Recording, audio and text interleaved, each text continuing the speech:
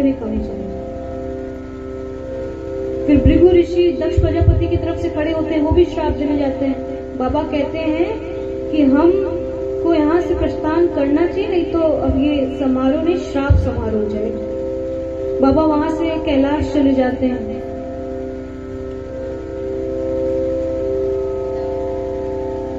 दक्ष प्रजापति के हृदय में वही द्वेष रहता है प्रभु के लिए। उसने एक यज्ञ उत्सव कराया। उस यज्ञ उत्सव में सभी को निमंत्रण दिया। हरिद्वार में यज्ञ उत्सव कराया, उसने सभी को निमंत्रण दिया, परंतु हमारे बाबा को निमंत्रण नहीं दिया।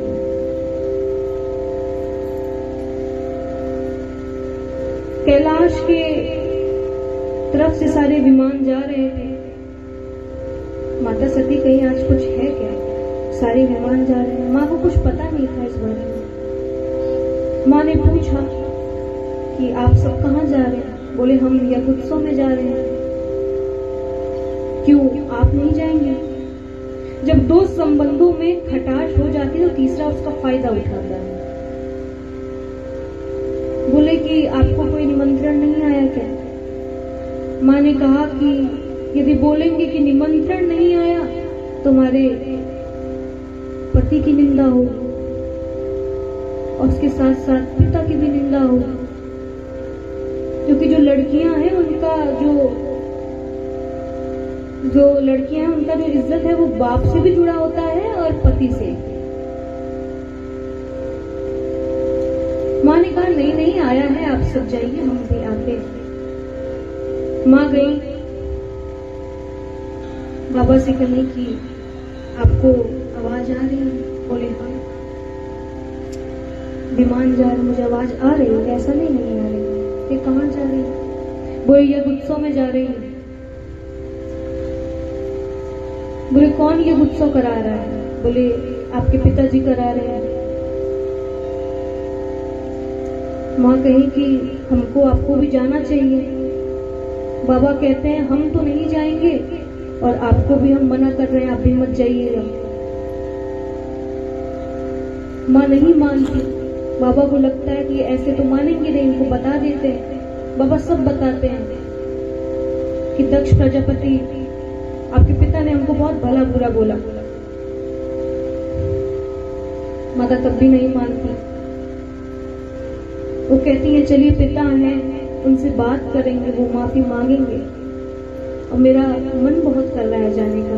बहनें हैं, सारी बहनें आई होंगी, मिलेंगे, स्नेह मिलेगा, माता का स्नेह प्रेम मिलेगा। बाबा कहे कि हम नहीं जा सकते। बाबा ने कहा सती कोई मार दे तो उस जख्म पे आप मलहम लगाएंगे तो वो ठीक हो जाएगा, पर कोई वाणी से यदि मारता है तो उसमें कोई मलहम नहीं लग सकता। और आपके पिता ने मुझे बहुत भला बुरा बोला, मैंने उसका कोई उत्तर नहीं दिया क्योंकि वो आपके पिता है। मैं तो बर्दाश्त कर लिया पर आप बर्दाश्त नहीं कर पाए, इसलिए मैं कहता हूं कि मैं तो नहीं जाऊंगा, आप भी मत जाइए। माँ नहीं मानती। माँ जैसे ही आगे सोचती हैं जाने का, फिर मन कहता है कि एक बार बाबा को फिर मना लेते हैं। फिर मनाने के लिए जाती हैं। बाबा फिर नेत्रों को बंद कर लेते हैं, ध्यान में लग जाते हैं। माँ चल जाने लगती हैं तो बाबा अपने अनुचरों को इशारा करते हैं कि आप इनके पीछे रहिए। माँ जाती हैं, उनको देखने को क्या मिलता है कि जो देवता उनको देखते साष्टांग दंडवत प्रणाम करते थे, आज वही देवता अपना मुख मोड़ लिए।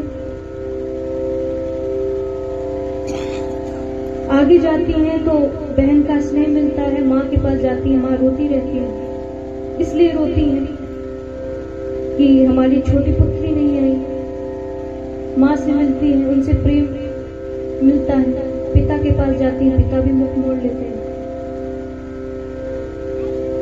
माँ को बड़ा पीड़ा तो पहुंचा। फिर जब वो यज्ञ देखती हैं तो यज्ञ में बाबा का कोई स्थान नहीं दिखता। इससे वो और क्रोध में आ जाती है और क्रोध में आकर अपने पिता को ललकारती है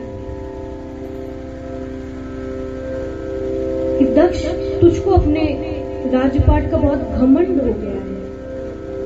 अभी तक तो मैं भोले बाबा को ही समझा रही थी, महादेव को ही समझा रही थी कि आपके ससुर हैं, चलिए बात करेंगे, परिवार की बातें हैं, पर मुझे ये सब नहीं पता था। माँ क्रोध में बैठती हैं, माँ अग्नि का ध्यान करती हैं और उसी में चली जाती हैं, अपने को माँ अग्नि में सौंप देती हैं। ये सब बाबा के अनुचर देखते हैं।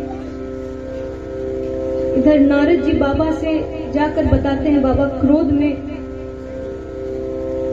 खड़े होते हैं, बोलते हैं अभी तक तो मैं चुप था, अभी तक मैं इसलिए चुप था कि ये मेरे सती के पिता थे, इसीलिए एक पद में देखा जाए तो हमारे ससुर तो आदरणीय है, उनको कुछ मैं बोल नहीं सक रहा था, पर जब अब मेरी सती ही नहीं तो कोई संबंध भी नहीं। इतना कहते ही बाबा अपनी जटा को जैसे ही पटकते हैं, उसमें से एक विशाल मनुष्य निकलता है जिसका नाम है वीरभद्र। बाबा कहते हैं कि अब तक मैंने बहुत संकोच किया, वहां पर जितने लोग हैं किसी को मत छोड़ना, और जो यज्ञ है